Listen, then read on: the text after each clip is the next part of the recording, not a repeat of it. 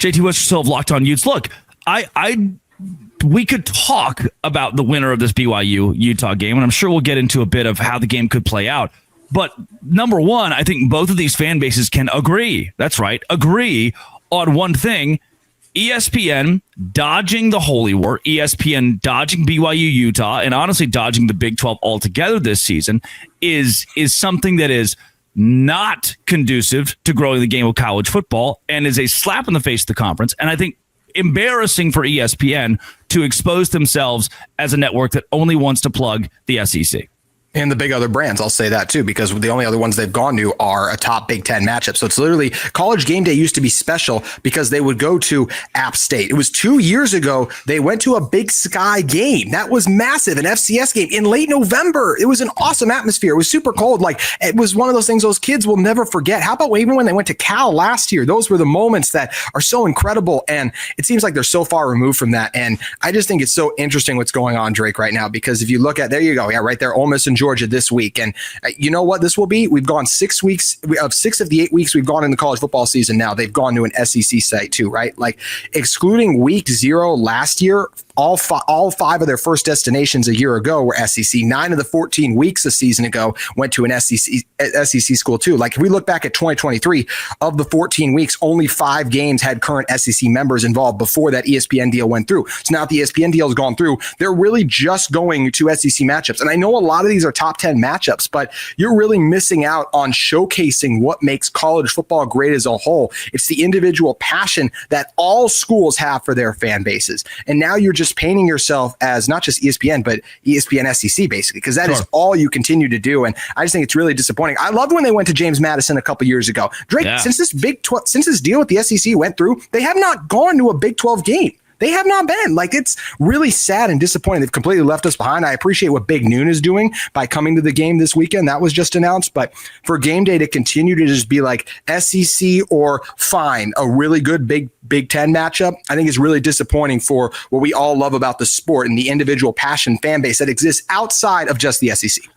Yeah, big noon kickoff coming to town this weekend, which there is not a noon kick in this game. I was so worried, by the way, that this would get the same treatment that Utah and Texas Tech got. Now, I'm going to come off of some of the comments that I made alongside Chris Level and said, what I said at the time was this will feel more like a neutral site game than it would if it was a night game at Utah. That's fair for anyone in college football. No one has a better atmosphere at 10 a.m.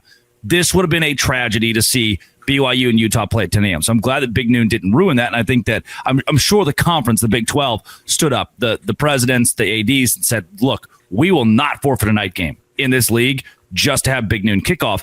Because let's face it, it still feels like, and maybe it's just the history of College Game Day, Big Noon kickoff doesn't give you the same pomp and circumstance of knowing that College Game Day is coming to town. Like, that's the marquee show. And getting Big Noon just feels like a consolation prize that's sweet, but I'm not sure if it moves the needle.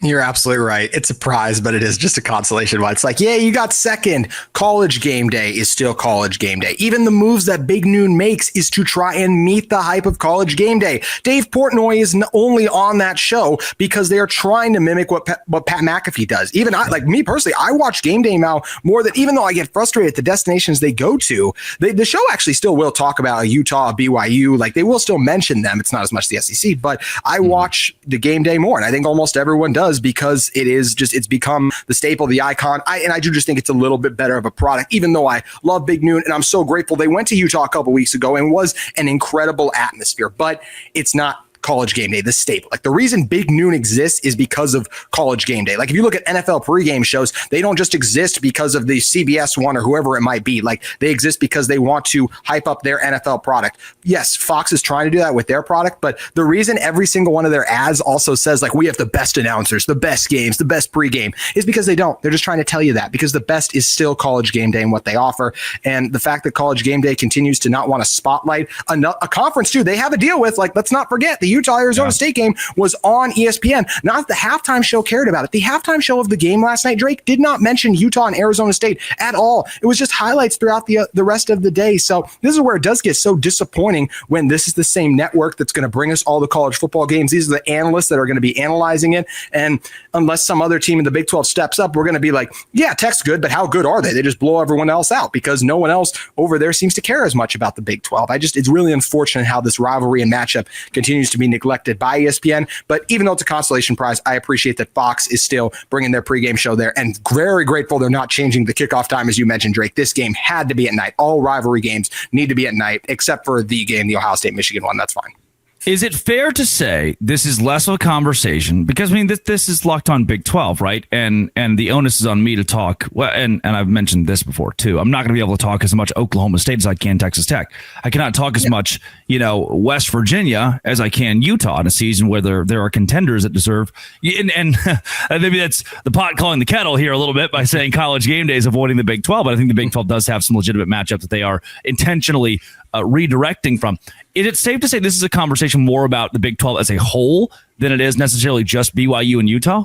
Oh, absolutely. Yeah, I just feel like a lot of these teams don't get their credit, don't get their due. Look, do I think BYU was a college football playoff team last year? No. Do I think they were should have been ranked a little higher? I do. I feel like they could have at least been in that discussion a little bit more. So I feel like we do frequently see the Big 12 get left out of things. And it is unfortunate that some brands do pay the price at time. I mean, we've seen Cincinnati, right? Like they're a team that doesn't always get brought up as much. We got our guy for Locked On Bearcats is doing a great job now bringing back Cincinnati coverage for us on the Big 12 network. But it is unfortunate that so often you see some of these that brands that aren't as popular, even just among, Utah and BYU are going to be a little more popular because of the success that they've had and even the brand and what that represents. Then some of those other schools, as we mentioned, maybe a Baylor not doing quite as much as of late, at least. But yeah, it's unfortunate that ESPN doesn't give these schools a little bit more coverage they deserve. And I feel like this genuinely changed once that deal went through with the SEC, just the way they prop up the SEC. It's only ever the SEC game at night. Like I appreciate that.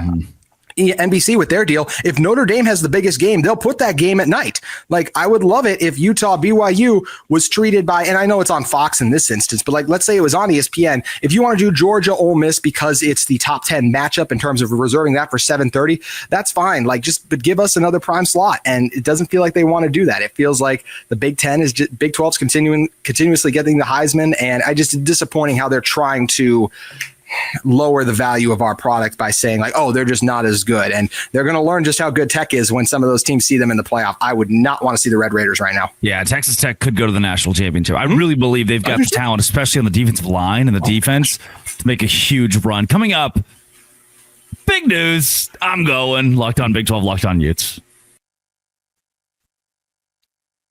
Today's show is brought to you by FanDuel. Look, if you're a fan of the Big 12, you're a fan of Texas Tech, Oklahoma State, FanDuel is here for you, and the NFL season is also here for you, and FanDuel has an offer you don't want to miss. Look, if you think that BYU will beat Utah as 3-point underdogs, so that Utah will whoop up on BYU and cover that 3-point spread, you can go right now to FanDuel and put $5 down on a bet, and if it hits, you'll unlock $300 in bonus bets to use across the app.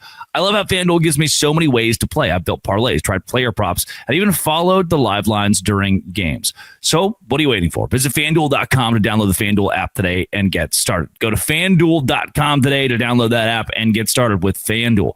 Today's show is also brought to you by Monarch Money. Most people can't name all their financial accounts. I can't. I'm 24 years old and I don't really know how to do the money thing. And that's where Monarch Money has helped me exponentially. All-in-one personal finance tool that brings your entire financial life together in one clean, easy-to-use interface, all on your laptop or phone. Monarch is built for people with busy lives. You put off organizing your finances for a while, Monarch is here for you. Identify that you aren't saving as much as you thought. Monarch can even go back and look at forgotten 401ks from your past jobs. Don't let financial opportunities slip through the cracks. Use code LOCKEDONCollege at monarchmoney.com in your browser for half off your first year. 50% off your first year. monarchmoney.com with code LOCKEDONCollege at Monarch Money.